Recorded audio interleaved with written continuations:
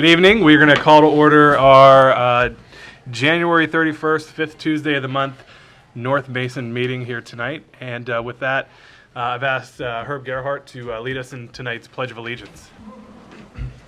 Right up front here. Oh, we got two flags. Pledge allegiance to the flag of the United States of America and to the republic for which it stands, one nation, under God, indivisible, with liberty and justice for all.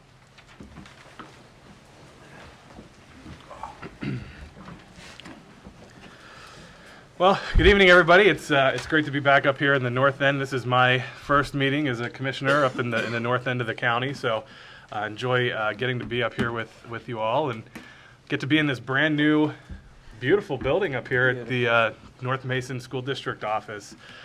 We can't do any business here tonight, but I might make a motion when we get back to Shelton to move the county seat here because this is a nice chamber. So it's bigger. Yeah, for sure. So as I said, we won't be conducting any official business tonight, but we will be getting a few updates on some issues of local importance. And so our first item with that is going to be an open forum for citizen input for items that aren't on our agenda. So we'll observe the usual time limits on those that want to come and speak, and then we will move into the other portions of our meeting that include those updates. So if there's anybody that would like to address the commission now on items that are not listed on our agenda, please come forward and state your name.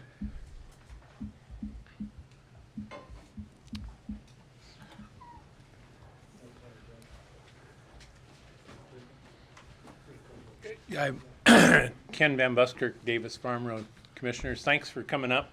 I wasn't quite certain. You said items not on the agenda. Do you intend to let people talk after the agenda? For sure, but as we do in our regular meetings, we offer an opportunity for people to provide input on anything else that we're not going to be discussing. Okay, so well, when we get into the other items, I'll go over some of the parameters for taking public comment and questions. Okay, well, I'll just go ahead and, I know last week I talked to you and told you this got kind one of the shirts, yep. Yeah, this kind of says it all. You know, and I hear a lot of people chuckling about it, but you have to laugh because this has been going on for so long now. First it was Belfair Water District, then the sewer, now the widening, and you know, we need a break before we start putting any more infrastructure in the ground. And I hope to wear this when I cut the ribbon on the bypass. So if it's all right, I'll just wait. Well, I'll go ahead and this doesn't exactly pertain to the item on the agenda, but last month when two of you were up at the library at the SEPA meeting, you asked for a show of hands about who wanted to get out of the urban growth area or who would like to. And I took the initiative and went to the state legislature, to the House Government Affairs Committee, and I got a staff report from them, and I'm going to leave you with a copy of it. But the UGA can be reduced in size. Island County reduced 2 of their UGAs last year, and I think it's an alternative worth pursuing, especially down the old Belfair Highway. So, thank you very much. Appreciate that. Thank you, Ken. Anybody else for a comment on items not on the agenda? Okay. So as we move into items 4, 5, and 6, we see that there are a couple of updates that we're going to be getting on some of the projects that are happening here in the north end of the county. As the folks that are going to present tonight come up and do so, I would just ask that we hold questions until after their presentation in order to get through that in a timely manner and to allow a little bit more time maybe for public comment and testimony once their presentations are complete. At that point, I'm going to ask my vice chair, Commissioner Jeffries, to help me keep time. If we could limit our comments and questions to about 2 minutes each so that we can allow enough time for folks to comment, I think that would be helpful. As always, we'll adhere to the same rules that we do when we're in Shelton, and that's to keep the conversation civil and germane to the conversation. So we will first off start with our State Highway 3 widening project, and I'd like to invite Michelle Britton from DOT up. Now, should I face you guys or these guys? This is new for us. Yeah, whichever you're most comfortable. I think we have the view of the screen, so You know what? Why don't we move that sideways and she can do both? Yeah, What do you think? sure. move it over here? Yeah. That's a great idea. There we go. Okay. Okay, I've been here a couple times, and since we've gotten so far ahead now on this project, I thought I'd bring some pictures where we've been and where we're going. So you guys drive it every day, so you know, project started down at the elementary school, and it extends up the way to about McDonald's, up the hill there. Some of the big things that we've done, some of which you may or may not have seen, is the ponds are complete. That was kind of a criteria in our contract. They had to have the ponds done before we could put the drainage in the ground, because obviously it has to have somewhere to flow to. So ponds are done, and they're looking really nice. They haven't been planted yet, but that we have to have good weather for that, and we usually do that in a window of time. We could do it right now, but we don't want to work around the plant, so it'll happen in the end of 2017. It's kind of the last thing we'll do. So, here's some stuff that I just put in here. We've done a lot of storm drain. I mean, there's a lot of storm drain that have gone in. We're almost done. We have a little bit left. We have one major creek left to repair. That's at Belfair Creek, right next to Starbucks there. We have lots of little drainage things that need to be done, but that's our big one. And then the other big drainage item that's left is the Romance Hill, the creek that we're going to build that connects the culvert that we built, which I'll show you on the next slide, to Mindy Creek. On the right side, I thought this was an interesting picture because I know that there's been a lot of night work, and there's been kind of questions as what we've been doing. This is a crossing that we had to put in, and sometimes they'd get only one of these in a night because, I mean, they're deep, they were full of water. You've got to work around utilities. It was those were pretty challenging for them, and so I thought that would be good since most people don't drive in the middle of the night. I mean, some people do, obviously. There's the culvert I was talking about, Romance Hill. You can't really see it so much from the road unless you're walking on the sidewalk, but you can see the channel that we built that, as you know, it's traditionally flooded there at Romance Hill, so that'll all stay in that channel hopefully when we're done, and then on the other side we'll connect it up with Mindy Creek, and so that all that water will head down to Mindy Creek. Can we ask questions?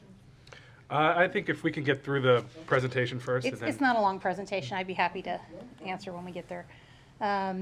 These are some sidewalks on the south end. They've gotten actually a lot done, I've noticed in the last couple of weeks on the north end, which like a little spotty. There's still places missing where the sidewalks are sometimes a little more challenging when they have kind of a drop off on the backside. So I've noticed those are still missing up north. And then, of course, we haven't really gotten past Clifton, so.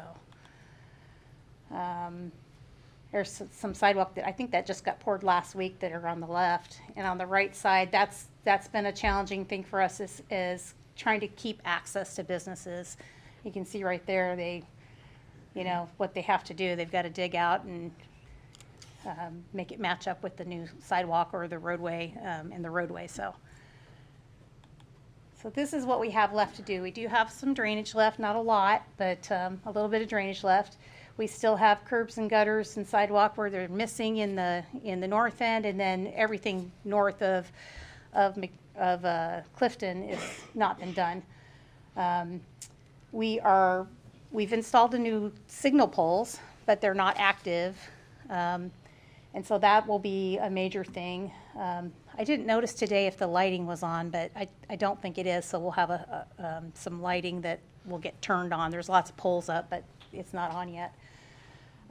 Paving and striping, so we can't pave anything until April 15th or April 1st, but that's depending on weather. So we'll probably start seeing paving in April if the weather's nice. Striping on the south end, some of the striping looks a little funny, and that's because we only got the paint down. We did not get the plastic down. Plastic is much more weather sensitive, and they did not get the plastic down, and you'll probably notice there's been like tape, that they've stuck down on the road, and so that'll get fixed in the spring or summer when we get some good dry weather. Lots of little stuff left, mailboxes, sign adjustments, lighting. We have a bunch of monumentation, property corners that got destroyed have to be put back in, and so there'll be people around doing things that maybe you don't necessarily know what we're doing, but and the last thing is landscaping. We have we'll be putting grass down anywhere that is bare dirt. And then we have planting at some of the ponds that has to be done, and that will be done late in 2017, hopefully, or it could be January 2018. The window is like November through March for plants. So that's what we have left, and so we expect to be wrapped up by the end of the year, and I'd be happy to answer any questions. I think this guy did. I just had a question about the Culvert. fish culvert on Romance Hill Road. Mm-hmm. It's been a better part of, what, 2 years, Ken? More than that, maybe, since we've diverted. Mm-hmm. Okay, I just wondered where all those little fishies are going now that we have to have that main culvert in. Where all the little fishy go since you diverted them? Because 50 feet up the road, there ain't any little fishies going up that rock pile that you got as it crosses the highway or underneath the highway. Well, there's no water in there yet. They're in a bypass pipe. The water was diverted across Romance Hill into the county system. Going up there now. Well, I don't know if they were going up there before or if they're going up there now. We're just gonna spend money anyhow, but that was the point that some of us tried to make. There were no fish going up there to an artesian well, which feeds that. Well, So we're trying to figure out why in the first place. I don't know if we that's put an it that way. injunction culvert or not, but we were required to put it in, and it's in. So maybe someday there will be fish. I don't know. Right. Can't anyone say no for illogical spending, I mean, you must have. Not if you want your permit. Not if you want your Well, if permit. you're the project manager and you know that it was a phony deal, you're telling me you Well, you can't bring it up I to your heard stories that superiors? there has been fish seen in the ditch there at Romance Hill. And, I mean, that very may well be, and maybe they could get up there, I don't know, we'll see. We're gonna know, Well, you're gonna probably in a see. couple of We'll years. wait to see. I'm sorry, sir. My question's on money. On what? Just money. Money. The project was supposed to be, I think, somewhere around 18 million, or was it 20 million? I don't remember, but is it coming in budget or is it running over? We're under on some things, we're over on drainage because we redesigned our ponds. And so I don't know where it'll end up. I know we're under on a bunch of things. We have a really good contractor that, I'm very happy with the prices they give me, and so I don't expect to be hugely over, but I know the drainage is over, so for sure. So it's going to be pretty close to what it was budgeted for. It probably will be over, but, yeah, but How much was that originally? I couldn't remember. I don't know, because when you talk about money, I only have my construction budget in mind, but when they publish it, like on the website, it goes from design to construction, so I can look it up for you and let you know if you leave me your contact information. Okay, thank you. So. Ken? Michelle? I'm curious about the second phase of the widening project. Anything on the horizon? No. And it's primarily because of Well, bid you know, capacity? No, it's not that. It just wasn't funded, and Connecting Washington was the next package that came out, and I don't know if it got cut, or Randy might know, but, or if it just didn't get considered. Well, I had heard, well, I recalled that the culvert and the bridge there at Sweetwater Creek was. Sweetwater's a repaired. barrier still, Well, it was repaired for fish yeah, 10 years ago, maybe Yeah. 15 years ago. yeah. It's not adequate. now? It doesn't meet fisheries has several criteria that they evaluate streams for, speed, depth of water, I don't know what else. I think there's 3, but one of those criteria is not met, so it's considered a partial barrier. It's not a full barrier. Okay.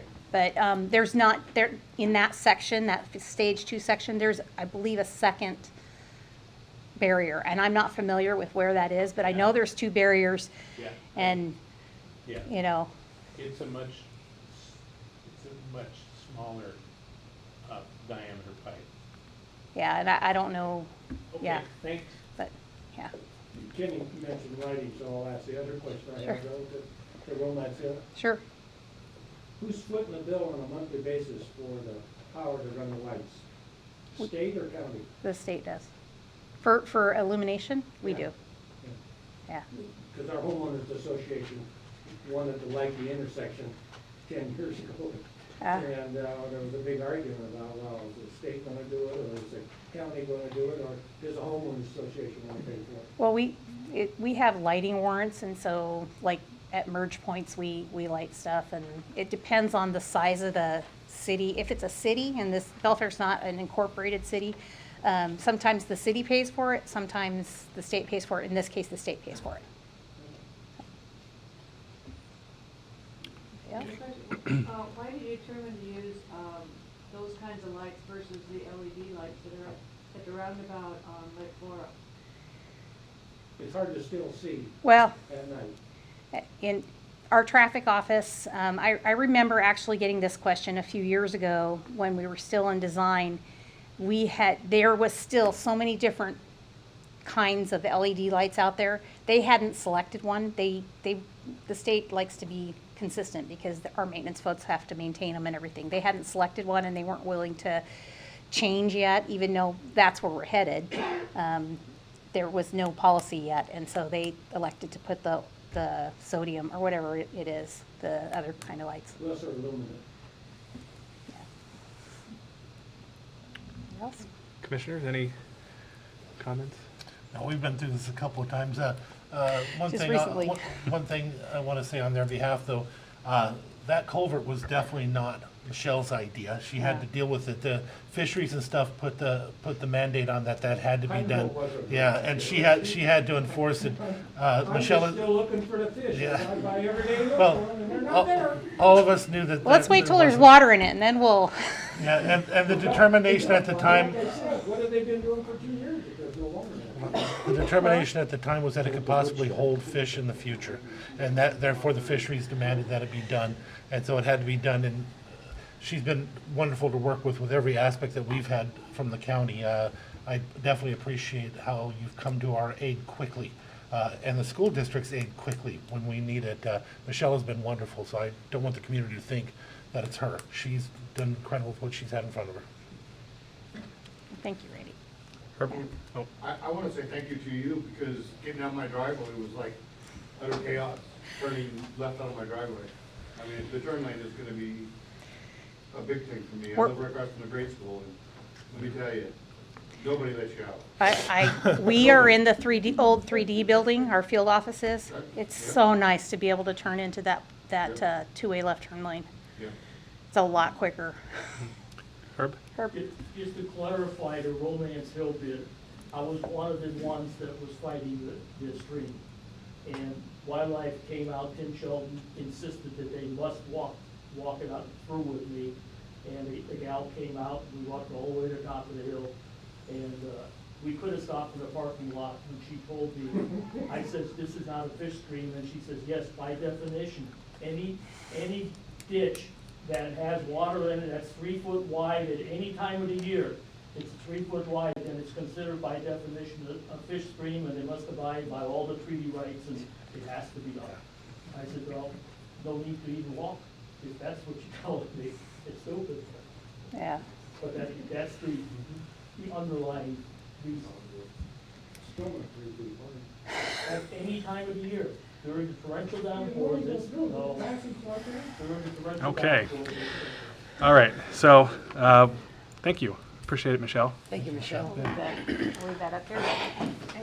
Whoa, Thanks, Chuck. actually, that's why I was gonna move it to that side.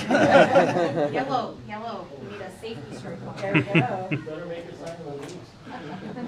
Well, very good. At this point, I'd like to have Dana Rosenbach, our school superintendent, give us an update on some of the things happening up here in North Mason.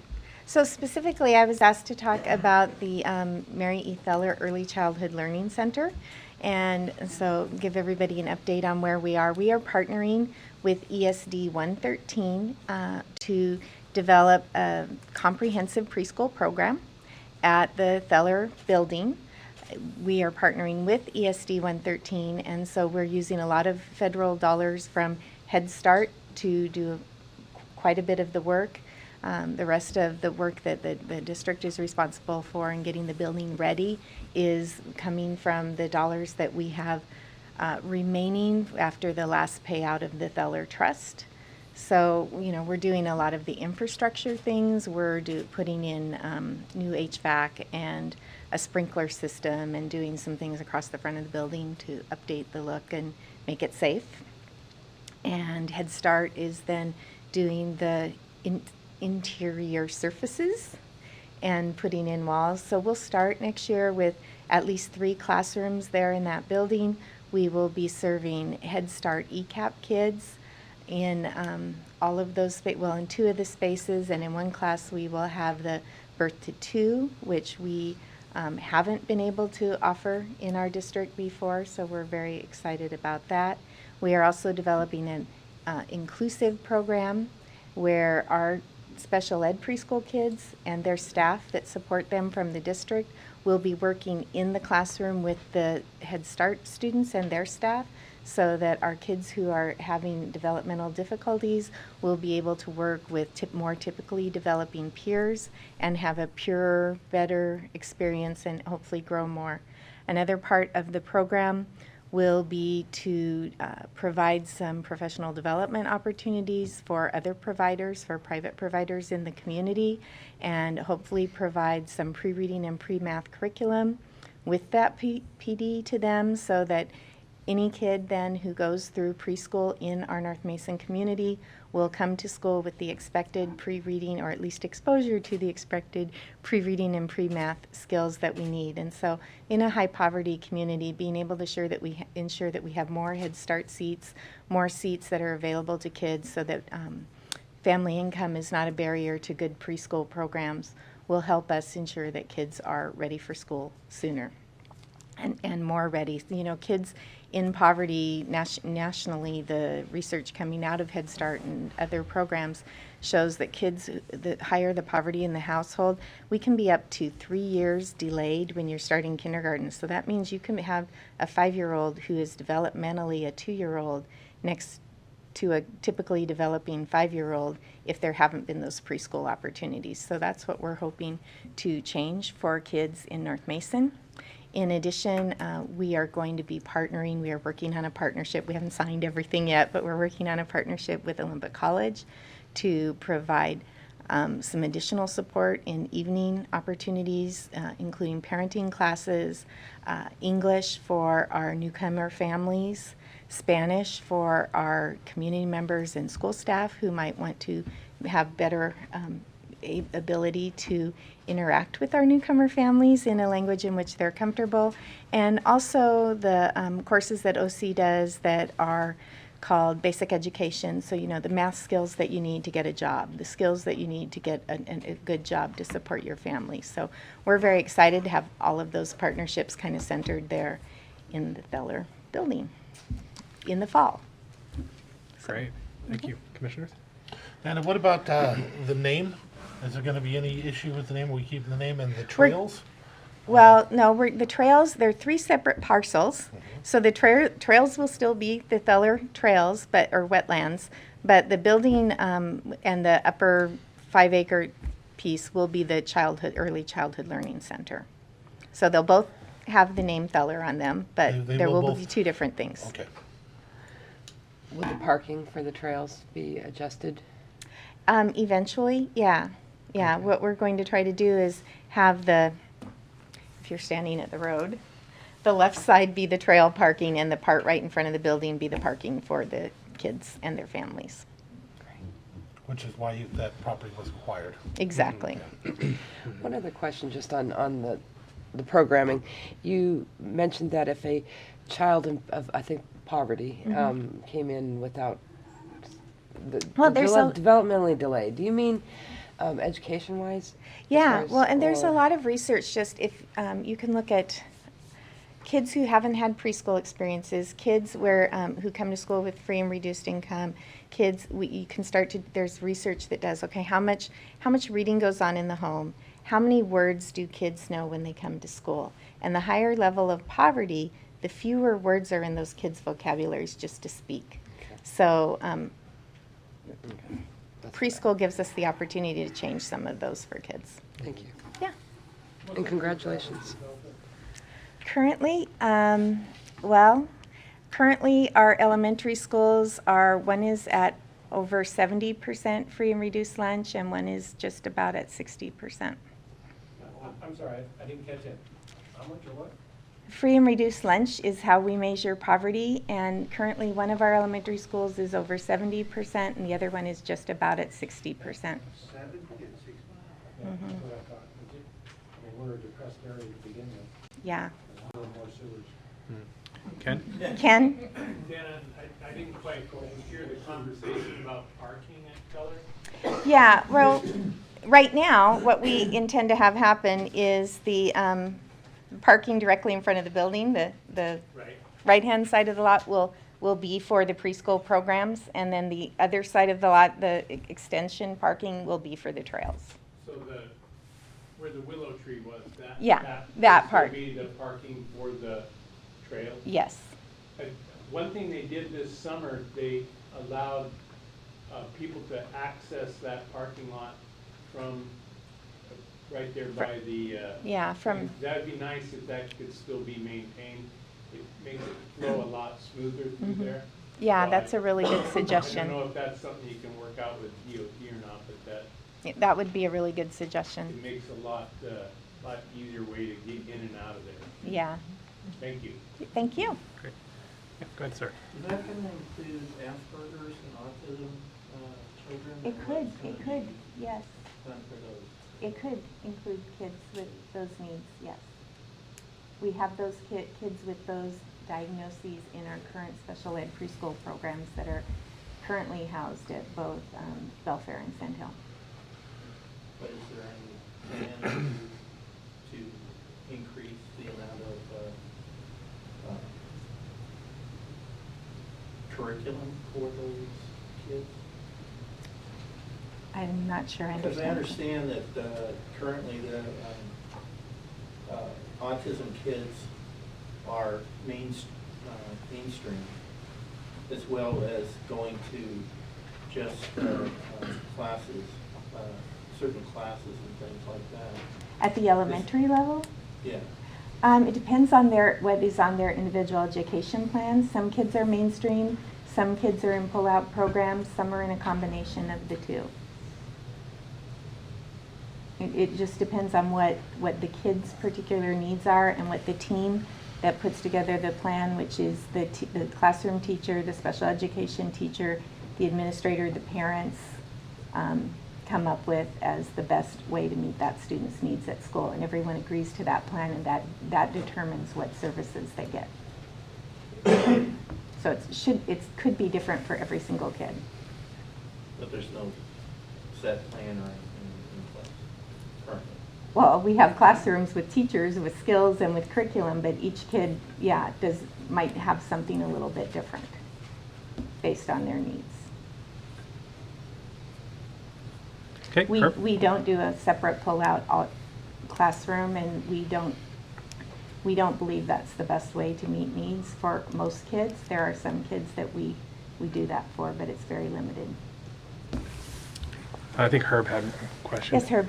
The Feller Trails, are we still pursuing finding another entity to own those? Yes, we are. And are we making any progress, or I haven't heard anything about it in the last few Yeah, months? well, we haven't been talking about it in the last few months. We're working on it still. Yeah. Okay, thank you. Okay. Appreciate Thank the you. update. Okay, so at this point, I'd like to invite Bart Step Up from Mason County Public Works to give us a bit of an overview of the sewer system. And then we'll allow for some comment and questions. Good evening. Yeah, I'm Bart Stepp, if you don't know me, from Mason County. I'm in charge of the utilities. That includes not only Belfair, but 2 other wastewater systems, North Bay and Russellwood, and then 2 water systems. So this will be pretty quick. Just kind of the basics. Not sure where to look, but system was put into service in 2012. The treatment facility is called a membrane bioreactor plant. It's about the most kind of newest, latest, greatest thing. It produces Class A effluent that is sent to spray fields or a storage pond for infiltration. It has the potential to be reused for non-potable uses, like industrial or landscaping. There's just not a system set up for that. And the collection system is a combination of gravity and low-pressure sewer connections that get it to it. There's 4 main lift stations within the existing collection system. 3 of them pump to lift station 3, and lift station 3 actually pumps everything up the hill to the facility. Right now, currently, there's 201 total connections on the system. That equates to 416 equivalent residential units, which is basically if you have a commercial establishment or restaurant, their equivalent residential unit is for 1 residence, and commercials or stores would have more than 1 ERU because they provide more flow. The average flow to the plant is about 65,000 gallons a day. The permitted average daily flow, so we have a permit from Department of Ecology, and what we can do in the permit is 125,000 gallons a day. So we're doing about half, maybe a little bit more. There are 4 membrane basins at the facility. There's only membranes in 2 of those basins at this time. We have the membranes on site, but since we don't have the flows at this time, we don't need to put them in. So if you put those membranes in those 2 empty basins, we could actually have a capacity of about 500,000 gallons a day. So pretty easy to expand it pretty quickly at this point. And this is a real overhead shot, which is hard to say, but at the left there you have Romance Hill, and then kind of you have the railroad tracks in between it, and then that in the middle there, that kind of blank spot is where our storage pond is, and those little buildings are up there, the facility. So everything, and the lift station 3 is kind of in the Romance Hill area. So everything in the collection system goes that lift station, and then it pumps it up the hill there. And then to the far right there, to the right of the plant, you kind of see that some road areas and kind of a pasture area, and that's where our spray fields are, as well as a Tacoma power line corridor. This is a diagram of the plant, and real quick, kind of a basic wastewater treatment plant. Kind of the first step is physical processes in terms of there's a couple different kind of screening processes. Tries to get the solids out as much as you can. It then goes into a couple basins, which I'm calling the biological processes. And the bugs kind of do their work in those basins, and they get out the nutrients and the ammonia and the nitrate out there. And then to the right there, where you have the filtration, is where you have the membranes, and that kind of pulls out just the clean effluent. And after that, we actually have UV disinfection after the membranes, and then it goes to the reclaim system. And then all the solids or all the waste go to, our sludge goes to, there's 3 waste-activated sludge basins up there at the top of that screen. Those are actually have the same size as the membrane basins. So future long-term growth, those could actually can be converted to membrane basins, and you can even expand the plant further. A little bit financial. The current monthly user fee is $96 per ERU. So that's what a single-family house pays. Someplace like QFC or Dairy Queen, they're paying a lot more because they have more ERUs associated with them. The customer growth has been significantly lower than expected when they first kind of put the plans in place. As a result, you're not utilizing the capacity of the plant, so that the cost of it per ERU is quite high. And right now, the 2017 budget projects the monthly cost to be $344 per ERU. And the deficit between that revenue and the expenditures, we have a state grant, we use REIT funds, and then as well as the 09 funds, which are rebated from the state back to the county for public facilities and economic development. So expansion options. We've kind of taken 30,000 look levels at different possible expansions. One's up the old Belfair Highway. One's to extend the sewer to the Puget Sound Industrial Center and provide sewer service to the Port of Bremerton. They actually have lagoons up there that provide sewer to the existing port properties. The capacity of those lagoons, though, are much smaller than what they would need if they actually developed all of those properties, industrial. So their needs is actually half MGD if they built it all out. So that is a possibility.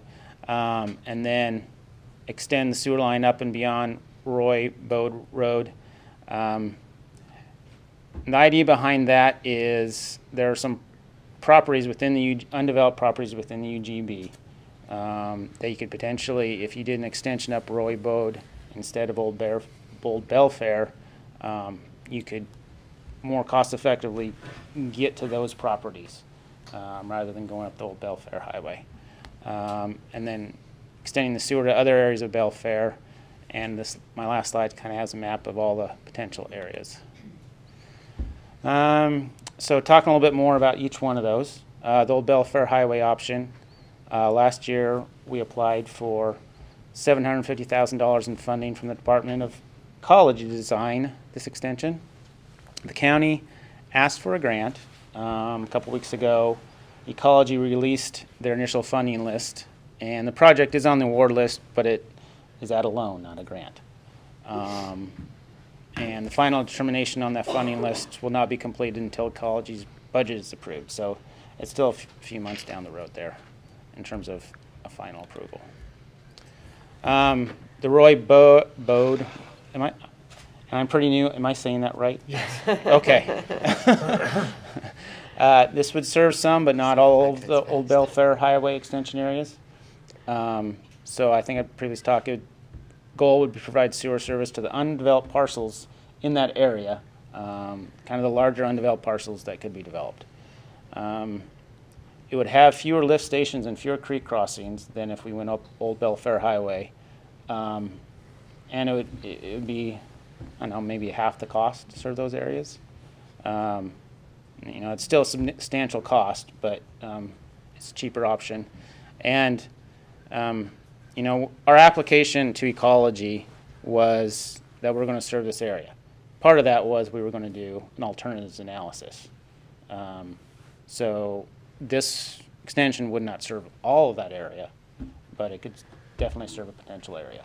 So potentially, if the county wanted to do this, they could use that funding for this extension and not necessarily going up Old Belfair Highway. The PSIC, or SKI, or I guess they call it Puget Sound Industrial Center Extension. County submitted a legislative funding request for $1.1 million to design a sewer collection system that would extend to those sewer lagoons at the Port of Bremerton earlier this year. To save on construction costs, if this was implemented, the idea would be it would be done at the time of the Belfair bypass is constructed. Partly because that bypass is going to go very close to our existing facility, water reclamation facility. It would be very cost effective to do it that way rather than on our own. The city of Bremerton has written a letter of support for this option that was submitted to the legislature. The Port of Bremerton is inside the city of Bremerton city limits, so they do have the option of providing sewer. However, we are actually much closer, our system, than their existing sewer system, and they are supportive of us doing this. The Port of Bremerton, the advantage to them would be, they don't have enough land to expand those existing lagoons to serve all their properties, so they would need to go somewhere at some point. And there's also another option that those types of industrial properties could use reclaimed water. They could have use for large amounts of non-potable water. And so, if we're bringing sewer this way, we could also send a reclaim line back the other way. And that has potential of providing additional revenue to the sewer system. So that's something else we're looking at. Just getting to the reclaimed water potential. That effluent can be used for non-potable uses. It would require a chlorination and pumping station at the facility, plus additional piping. And it could provide a source of revenue for a county for large water users. For individual homes, I don't think it'd be economically feasible. But if you have a large industrial user, someone, golf course, something like that, some very large user, it could be worth it to them. There has been some questions about whether the Belfair facility could accept septage from septic haulers and that sort of thing in the area. They definitely could. There would needs to be some minor improvements to the facility. Problem mainly, though, is kind of the cost. There's facility lot in Olympia, as well as the central Kitsap system, already accept this at about 15 cents a gallon. And our septage, if we accepted anything to Belfair, we would still need to haul it to the city of Shelton, where we haul all our biosolids for processing. That cost us is about 21 cents a gallon. So even right there, it's not even a break-even facility, and we're not even talking about the additional construction costs that we would to accept it. So, it's not like we couldn't do it in terms of technology-wise, but at this point, just economically, it's not economically feasible to do that. So, and then this map, which is way too small for anybody to see. So the blue area is kind of where our existing collection system is. The red area is kind of the area that was identified in the application to the Department of Ecology. And it was called kind of the old Belfair Highway area. And then the green area and the yellow area are different kind of phases within the UGB area. The white area at the lower right is kind of where the water reclamation facility and the spray fields are. So it's actually, they're outside the UGB. And we can't serve anywhere outside of a UGB. But if we did the extension to the Port of Bremerton, certainly those areas in the yellow to the right would then have much closer access to sewer service and be much easier to serve those phases.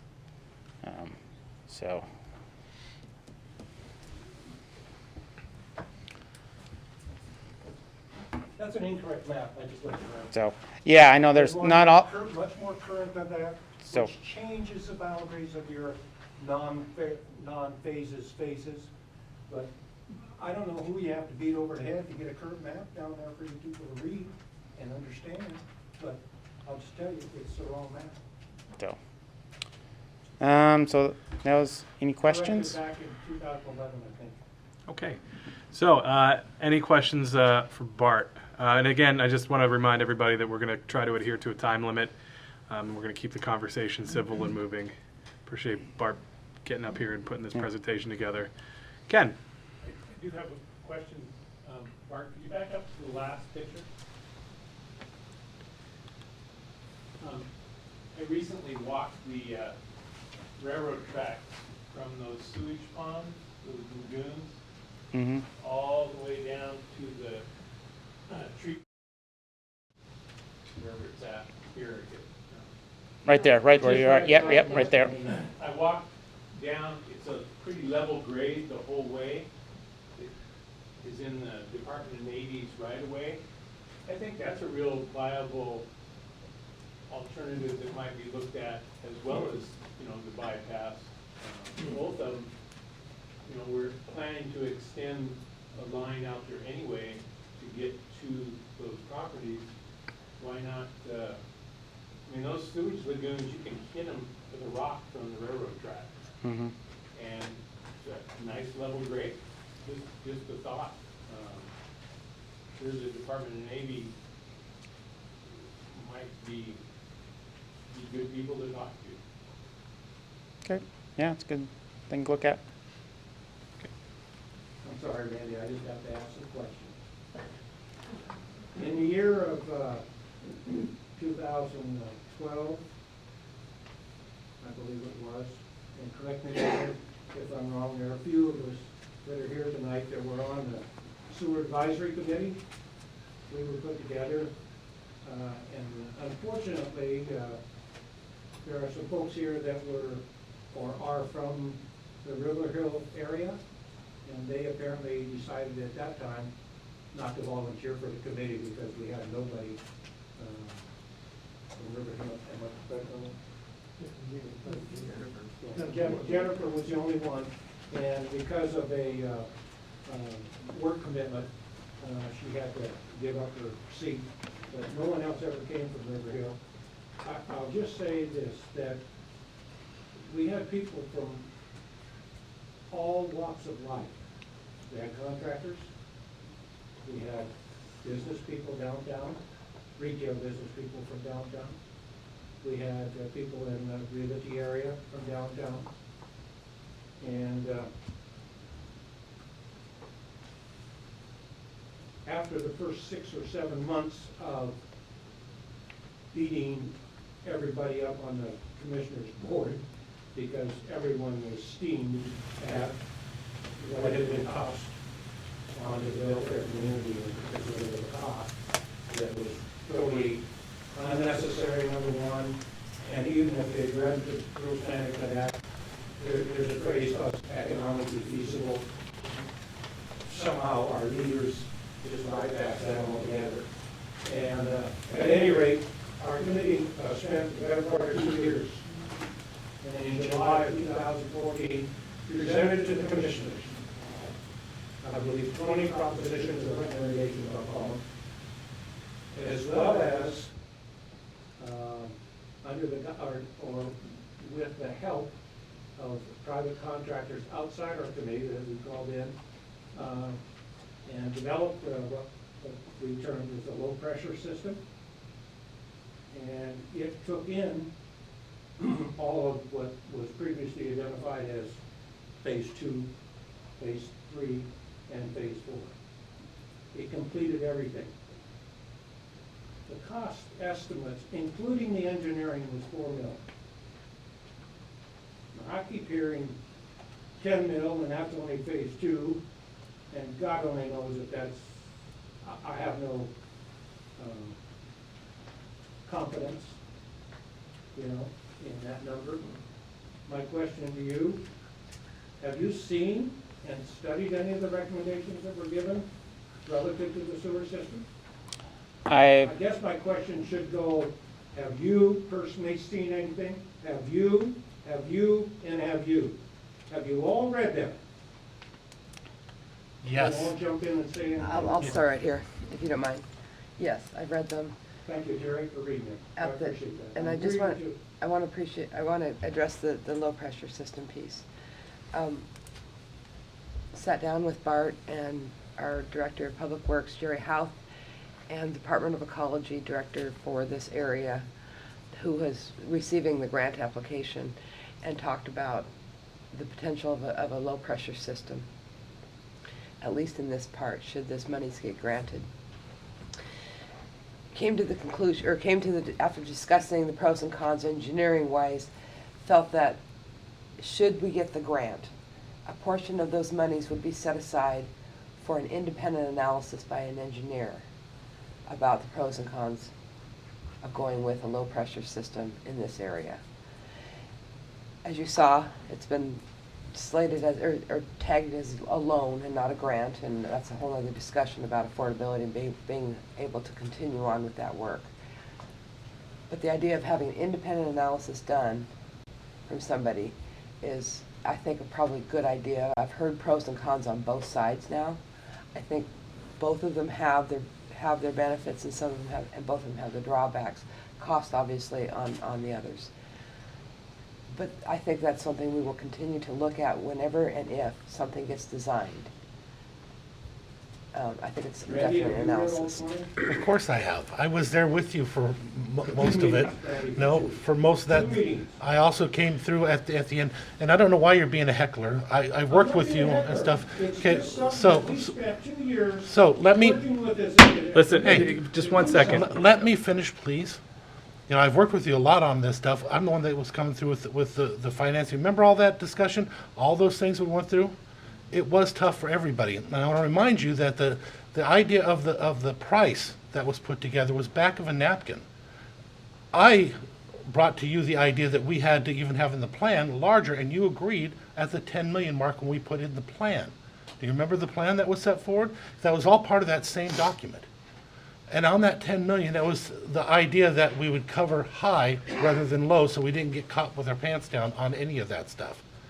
And I want to appreciate that you mentioned about River Hill, because I want to point out there was some different comments about who was on it, who wasn't.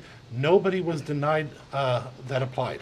You're absolutely correct. Every single person that applied was put on that committee. Every single one of them. Nobody was denied it. And if it comes to a point that it gets put out for bid, or there's a design that goes forward, everybody that had a say in that design or their opinion of what they thought they could build it for would be allowed to bid on it. And so if we're able to get it for 4 million, who wouldn't? That's if it even happens. We're at a point now, we don't know that any of that's even going to happen. We're looking at just trying to decide what can be done still because of all the different turns that keep happening with ecology and loans, because the truth is, if you can't get the grants, there is no money, and you know that from the work that we did, there is no money to do anything. It all has to work together to work out. So the 10 million was put in the plan even back then, of which you voted to move forward. That number was in there. And the idea of low pressure and high pressure, no matter what, when it comes time for design, that's where that decision will finally be made. Couldn't make it in an advisory committee anyway. So I just want to remind you of that. You know, and again, I appreciate everybody that did work on that, because you guys worked your ends off for a long time, and put in countless hours. And not to heckle you, but I will say this. The 10 mil that you're talking about was done at the early stages of our 2-year plus work as a committee. The final recommendation that we gave forward and passed to you all did not include a $10 million figure. Okay? It did. So in the 2 years from initiation to end, quote unquote, of our committee in July of 2014, when we submitted that to you, it was a far different number after we did some analysis. Now, in addition to that, one of the things that I thought was really great relative to our committee and the committee work, some of the people on the committee were developers, or in the realty world, okay? Where developing is very, very prominent in their lifestyle and work. It became very important to them that the infrastructure required for development be put on not the citizenry, but on the developer.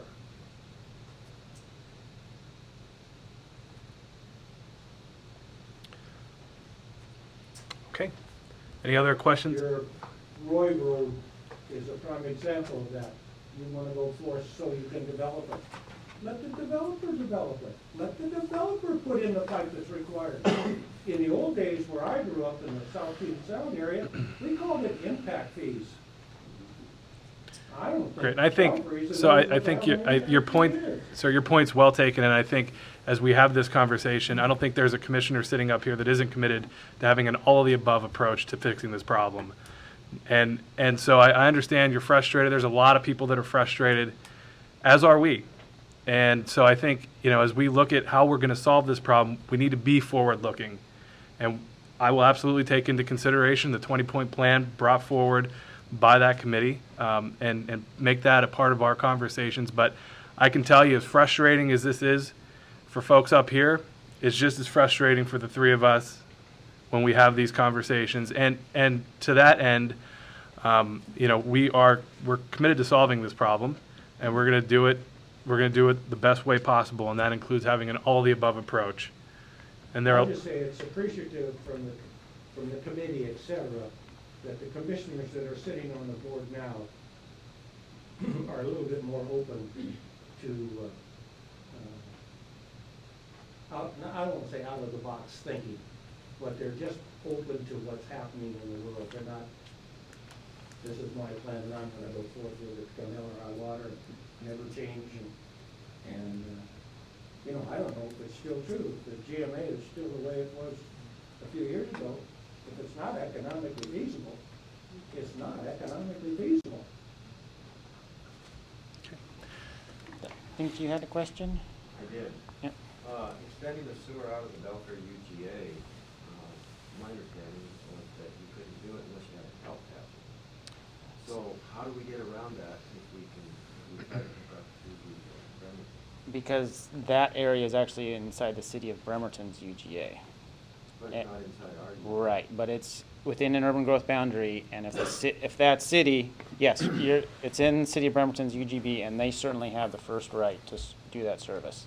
But at the same time, if they're supportive of somebody else doing that sewer service, we can provide sewer. So there's no real legal problems with the state or anybody else doing it? We'd have to have some type of interagency agreement with the city. Yeah, but that's all. Yeah, but it can't. there's can't be a done. process that would have to go Yeah. through that includes working closely with the Port of Bremerton and the City of Bremerton in order to get this to work. We're in the very early stages of having these conversations. They've just kind of, this is something that's happened within the past probably 5 or 6 weeks, Bart, is that fair to say? Yep. But it was an opportunity that we felt merited serious consideration, and that's why we went forward and asked the legislature for some capital budget funding to help with the design aspect, because we don't want to lose that opportunity and be left with only one option. So that's kind of the thought process, and I think we're at the point where we're hopefully able to work on some of the details and go out for the funding concurrently, so that we don't we want to have the wide vision of the scope of this, not just focus on one at a time. I think it's a good idea. If we were able to hook up with them, is there a projection on how many ERUs we would pick up? And the second part of that is how financially will that stabilize our system? Will that be enough input? 144 is the number I'd heard. Yeah, So, yeah, right now, their facility, in terms of how much sewage they get, and they were only getting like 10 to 20,000 gallons. However, in their kind of the sub-area plan for the entire port property, they were looking like at half an MGD to one. So at full build out, if all the jobs that they see coming, so which would actually require an expansion of our facility to serve it all.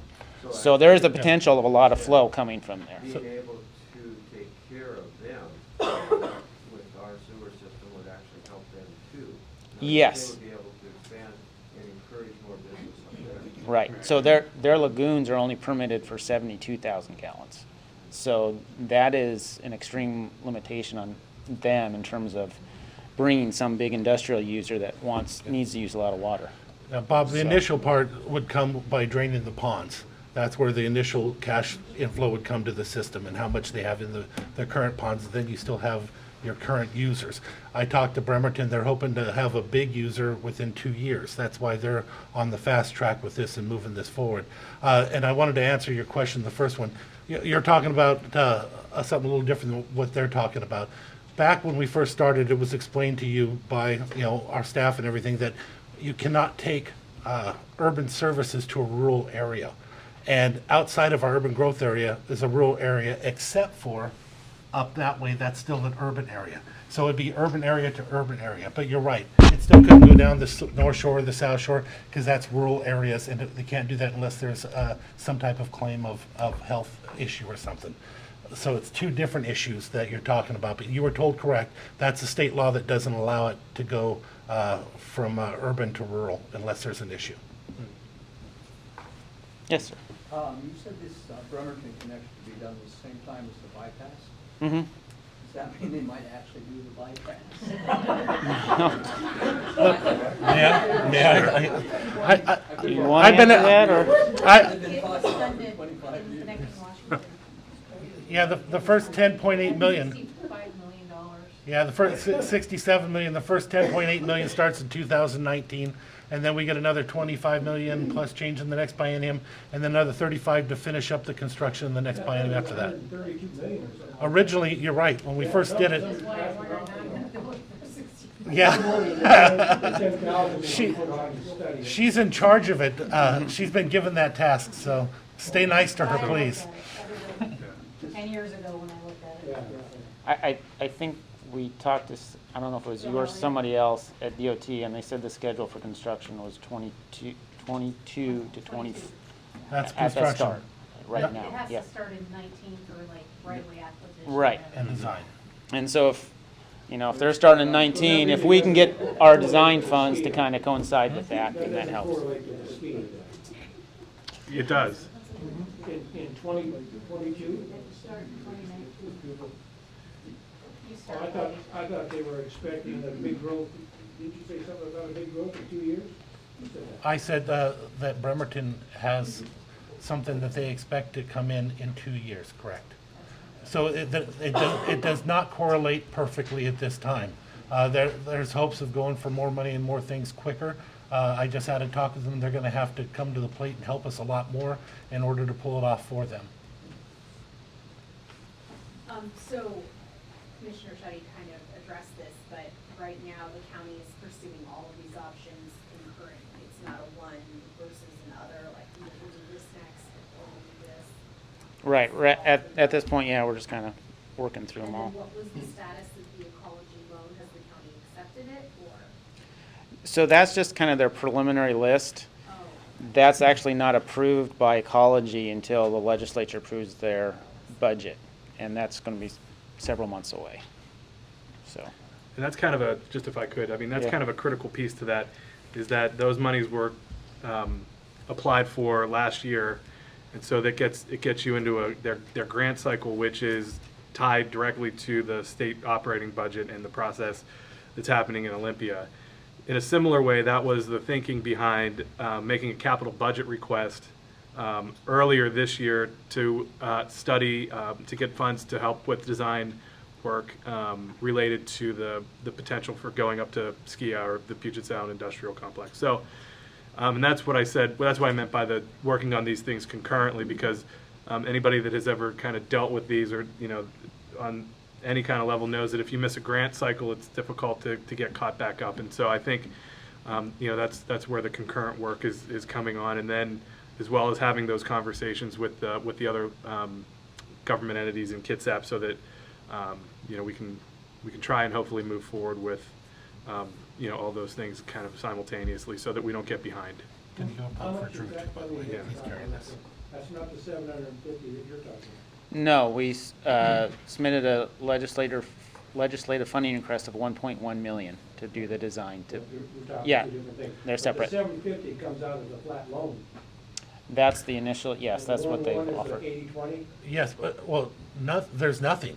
Even this is Yeah. a flat loan. We haven't decided we could even take a flat loan because there isn't money to do that. So bear in mind, everything's still in process. trying to work it out. You remember, there's nothing. Oh, no, but it's been identified as a loan as opposed to a Yes. grant. Yes.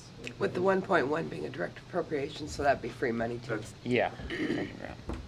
Well, I Good point. remember back in, when C2L came out and Adobe presented this whole treatment plant, it was supposed to be a complete plant and processing the biosolids. When did that all change? And, did that plant ever at a capacity where it could process the biosolids up there? There's not facilities to process the biosolids. I mean, there's certainly land where you could build new structures to do that. But what was built was the sludge. There's some basins there to hold it. It keeps it aerated. But other than that, previously we've always hauled to the Webb Hill, and we just got this agreement with the city of Shelton starting this year. They actually have facilities that are much larger than what their plant produces, and so they actually take in from us and the Squaxins and I think Alderbrook, and so it's actually kind of become kind of a regional facility for Mason County wastewater to send their biosolids to there. And so we're doing that, and it's actually a couple cents a gallon cheaper than going to Webb Hill. How many gallons do we haul? From Belfair, on an annual basis, I think we're probably around 150 to 200,000 gallons. Yeah, more like around 200,000 gallons a year currently. And obviously, you know, if we were doing 125,000 gallons a day instead of 65,000, we'd be hauling quite a bit more solids. So, any other questions? Do you have any customers for the reclaimed water now? No. And do you have any meetings planned with Ecology to talk about this loan grant at this time, or is it just kind of up in the air till? Yeah, we're still having conversations with them. So, the question of the loan grant's about median household income for Belfair, and we kind of have like different data points. So, I still need to talk to Ecology about that. So, yes. Well, I have that solution for household income that superintendent just gave us. Yeah. 60 to 70% of our students are at or below Yes. poverty level. And Now, if you're talking about that $344 a month, that's gonna sink them. And it's gonna sink the fixed income people as well. So when you go to plan and you go to make decisions on these loans, think about those children. Think Oh, yeah. Think about the elderly that are on fixed income. And I think that's where the conversation is with us in Ecology. We disagree with their data. And so that's what Bart is referring to is working with Ecology to say, we don't think that your data's, you know, correct in where you have our median household income. And so that's kind of one of the sticking points that Bart is talking about and that he's working through with Ecology. any other Where does the questions? school district get their numbers from? We based our free and reduced on applications for free and reduced lunch. Well, and remember, we have a different area than the North Mason School District. I wanted to point out to everybody to make sure, if you can, Representative Drew McEwen is the one that is carrying that load on trying to get the money for going up in Kitsap. You know, it's basically been his baby, and he's been the one meeting with them individually and trying to make that happen and ask for the money as a direct capital investment from the state, which is not a percentage grant or anything like that. So if you get an opportunity, let him know that you support that rather than doing the other.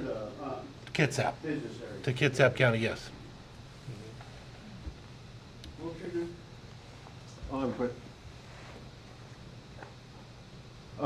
So Commissioner Netherland, so was that, or, you know, to the engineer here, was that $340 per ERU, was that the cost, or is that gonna be the fee? That's the cost. That's the cost. That's what, Well, you know, so and that it used would to be be a the lot cost. higher. We brought it down over the last several years Right. by, because it was up over 400 at one point.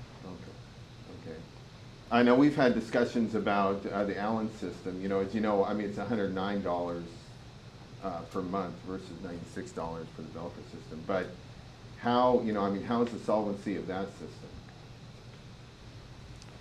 That budget-wise, that has, every year in terms of revenues and expenditures, we do have a little bit more revenues than expenditures there. So it's, Well, yeah, in terms, comparison to Belfair, it's much better off. Right, and I think we all know that the Belfair system was built that we were expecting a lot more growth. We were expecting a housing development right above Belfair, whereas the Allen system, when it was built, it had, you know, it was at about 70% capacity. I believe that's where it is now. So, I mean, that's one of, you know, I mean, that's one of the areas we've gotten in trouble with the system. So, you know, I support going to Bremerton. I think that's a great idea, and if it helps there. And if it helps the Port of Bremerton, I mean, that essentially helps North Mason with jobs. Sure. One of the things that I've heard, you know, being the commissioner here and stuff, there's people that were pretty upset about it, and the idea of Mason County plant going up there, and then them getting mad and saying, you know, we always told you that's what it was built for. The problem is it could have been what it was built for. It doesn't matter anymore because it's built. Right, it is what it is. And the money is, so the people in the community that want to get mad at it, I understand why they'd be mad, but the problem is you're still faced with the debts and stuff, and it has to go somewhere. We need to get the affluent, and we need to get the money somewhere. So if that is why it was built, and that's the accusation, that's just the way it's going to be. Well, it's where the economy was at the time. And Randy, to reiterate that, that's one of the things I want to expound on, I guess, relative to our committee, was the recognition that it was built on the come, that all this population was going to come here and tremendous growth and everything else. And that's the part of the committee that I really liked, was the retailers and the business people and the contractors that were on the committee. They went, I'm almost going to say, you know, an about face, and said it shouldn't be, the cost of all this stuff shouldn't be on just the 4 people that live here right now. It should be done based on, if they want to develop their 20 acres, mighty fine. Just start shelling in the money, and as you give us money, we will build your system, or whatever the case may be. But there should be impact fees. There should be cost to the developer, not to the little guy who lives down the road. So I want to make a comment too about the Roy Bode Road, and this is reference to a letter to the editor, that the Roy Bode Road wasn't, you know, I mean, that road wasn't intended to replace the bypass. That was to improve the circulation in Belfair. So the bypass and, you know, the road, you know, the Roy Bode Road are 2 different things. Anyway. And the sewer already is on the Roy Bode Road. Right. The idea of extending stuff, it just may be the only area. I have one other question. The cost of running the sewer right now, are there any anticipated maintenance schedule that's going to impact the ability of the county to help us finance the system? Is there some big expenses coming along, or is it just routine maintenance? Yes and yes. I guess routine maintenance on a sewer system is very expensive. I guess that's my answer to that is yes, there's nothing like substantially that's outside of maintenance, but there's a lot of maintenance things. Maintaining pumps in 20-foot deep wet wells is hard, you know. Replacing oil on all the blowers and filters, and you know, it's just, there's a lot of materials, and it's expensive utility. So, yeah. Is it staffed correctly now? We do not have enough staff for our overall utilities, so at this time. I don't know if that was Bob was headed, but there was an article in the Kids Up Sun that indicated that we were, not months, but years back in maintenance, and we were multiple people back in staff. And there was a problem of finding qualified people. Yeah, that is true. We are short of what we are budgeted for in terms of staff. We've been asking for applications for months, in fact, even before I got here. We've hired, since I've been here, we've been able to hire one person who's a level 1. Hope to hire a couple more people pretty quickly. We just lost another operator to West Sound Utility District.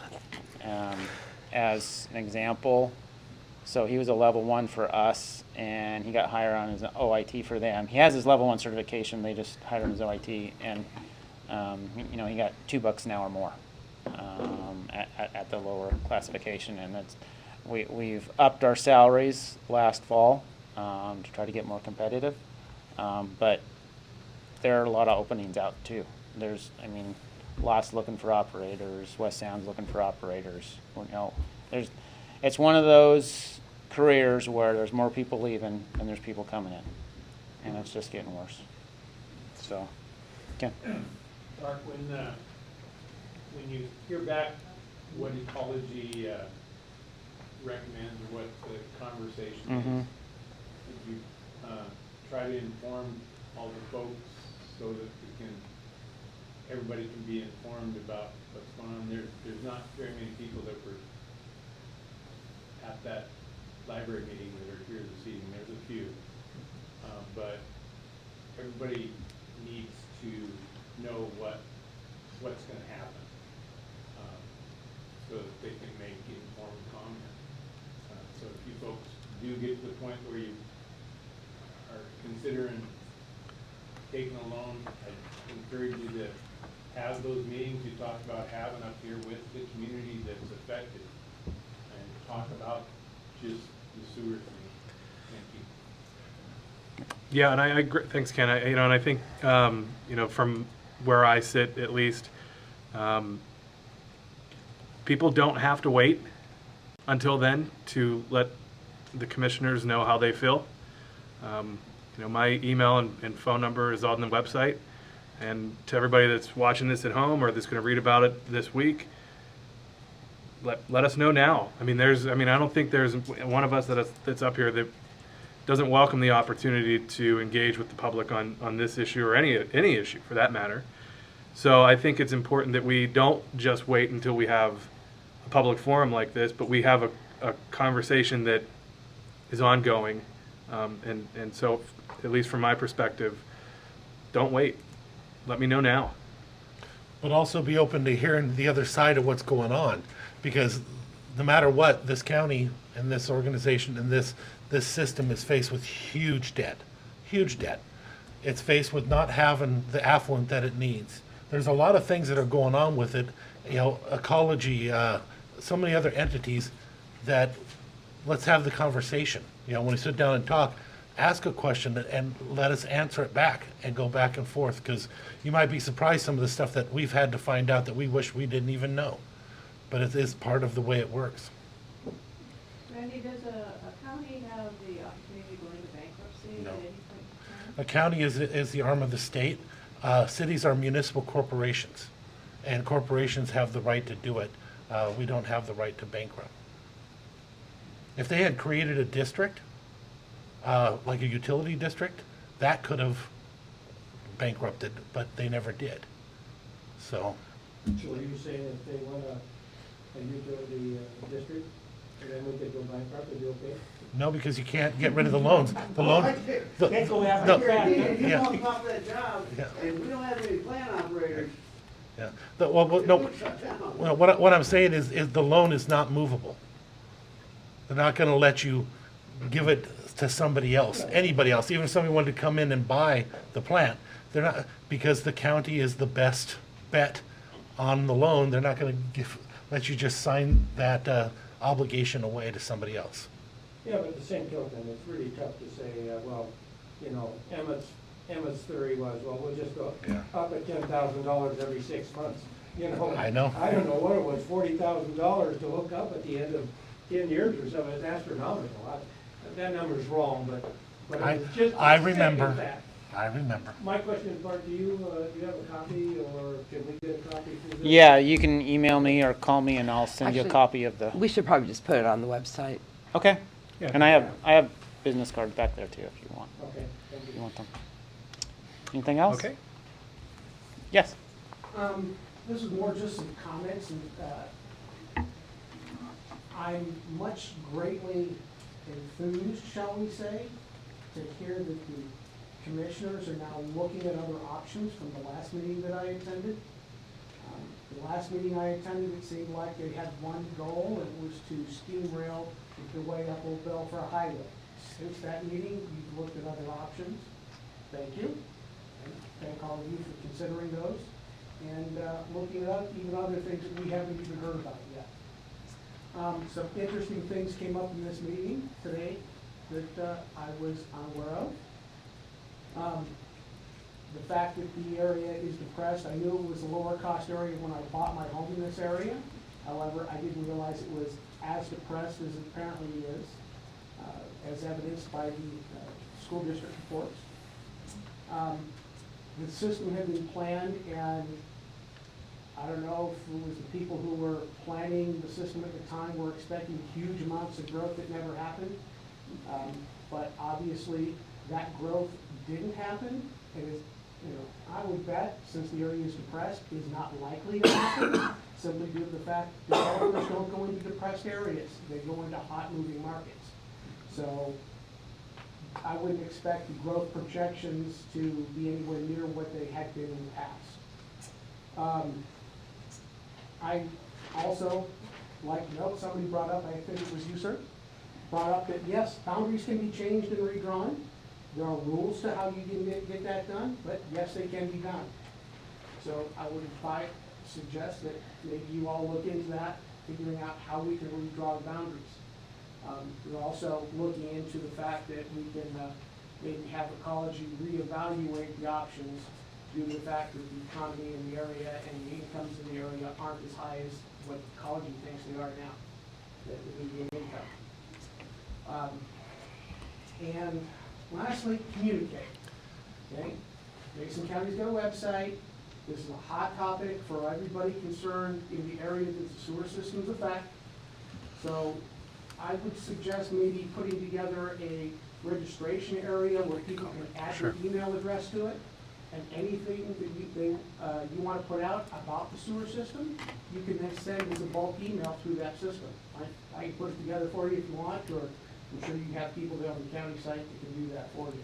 Okay, thanks. Commissioner? Something I wanted to share with you, just so you know, we've been working on other options the whole time. That meeting was billed to you wrong. That meeting was for a specific purpose only on the SEPA. It had nothing to do with whether we were doing other things and what other options we had.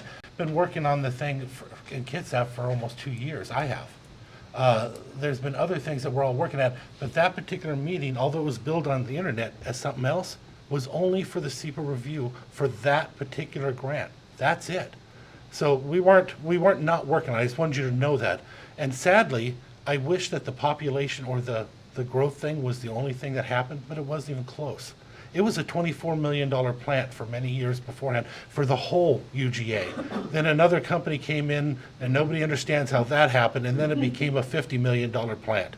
And for a community that can't handle it, not even close to it. So I just wanted you to know there's a lot more than all this stuff that we already can share, because it's been going on for years. Matter of fact, Jack Johnson stood in front of everybody. What was that they said, Louie? You're at the top of a $50 million spacecraft built by the lowest bidder. Yeah. And charged premium prices to get it. I was going to say, I wish we got the lowest bidder. We did not. So, yeah, but, to comment on that, sir, I would just say that, yes, the past is the past. You can't change the past. It's written in stone at this point. What you have to do is pick up from where you're at right now and move forward and evaluate everything over again. And that's the situation, unfortunately, you're in. Yes, the county has apparently a huge amount of debt and no income to pay it.